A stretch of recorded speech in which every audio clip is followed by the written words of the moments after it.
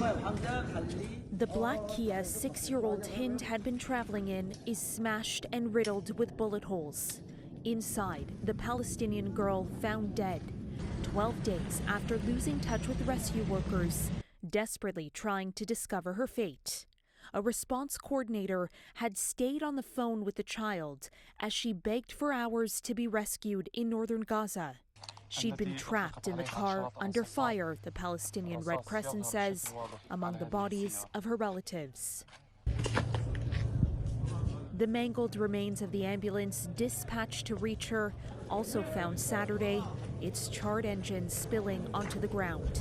The 2 paramedics inside also killed. The Red Crescent accuses Israeli forces of bombing the ambulance upon its arrival at the scene, despite prior coordination with Israeli authorities.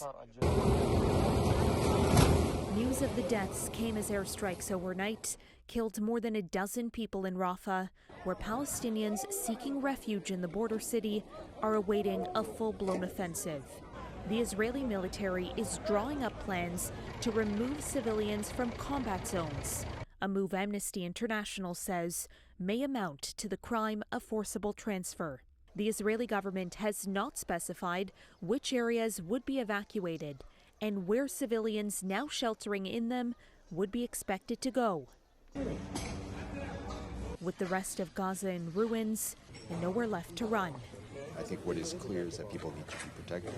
But we also do not want to see any forced displacement, forced mass displacement of people, which is by definition against their will.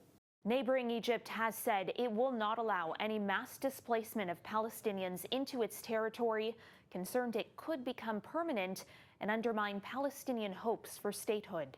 In suggesting Rafah will be the next focus of the war, Israeli Prime Minister Benjamin Netanyahu says his country cannot achieve its goal of eliminating Hamas while it retains units in Rafah. For City News, I'm Caryn Ceolin.